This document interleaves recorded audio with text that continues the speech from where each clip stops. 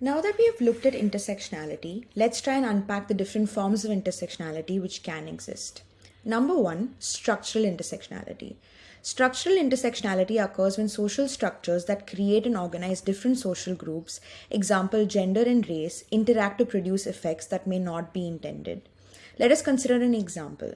Domestic violence shelters that do not address the multiple needs of poor women, tribal women, and women from marginalized castes, plausibly also trans women, example by refusing to admit non-English speaking women, can be considered an example.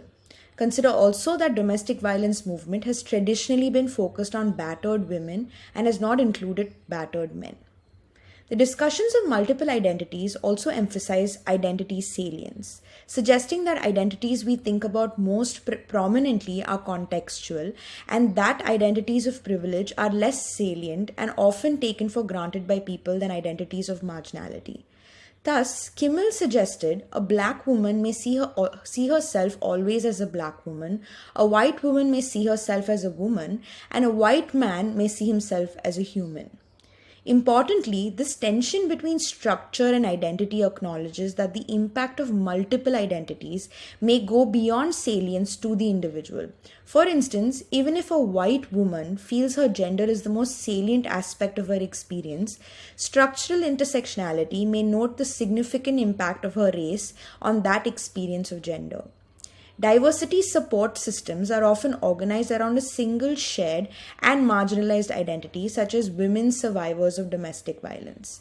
Within these groups, the primary shared identity is often the baseline shared experience for conversation and community to develop. Intersectionality might suggest, however, that the experience of, say, a queer Bahujan woman cannot be adequately summed up by conversations on violence in heterosexual relationships. Their experience is likely of caste, gender, sexual orientation, as well as class, physical ability, etc., as simultaneous and inseparable. In other words, experiences of the intersections of systems of oppression are often holistic of all the systems rather than additive or linear.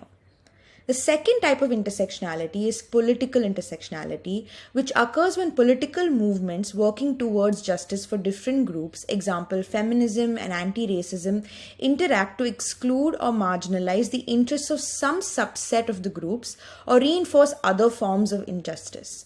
It pertains to the differences and the ways that certain concerns are addressed, communicated, or ignored within a political or social movement.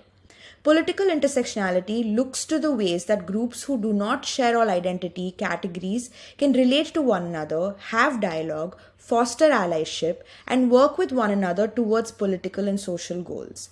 It emphasizes a strategic and productive essentializing, where groups with similar goals can band together for a purpose while recognizing distinctions in the political factions and resist a hegemonic normativity for belonging. The official platform for Black Lives Matter demonstrates an attention to political intersectionality, standing in solidarity with feminist, anti-homophobic, and Native American rights stances and as intimately connected to their platform for racial justice. The feminist movement, on the other hand, can also serve as an example of political intersectionality, with the first few waves of the movement being centered around Western and white women's experiences. The fourth type of intersectionality is representational intersectionality, which occurs when images or tropes are taken to be representative of the group, ignoring or distorting the complexity of the group. For example, many disabled characters in old Indian movies are portrayed as villains or extremely inspirational characters. Disability in general is viewed from limited perspectives of either making individuals with disability evil or from extremely poor income households, and using their stories to caution or inspire, taking away from their humanization. Lastly, we'll talk about experiential intersectionality. The experience of being a trans Dalit woman from a low-income household is not just the experience of being trans woman or the experience of being Dalit or the experience of being from a low-income household. The experience of being a trans Dalit woman from a low-income household is a proper compound of all three identities.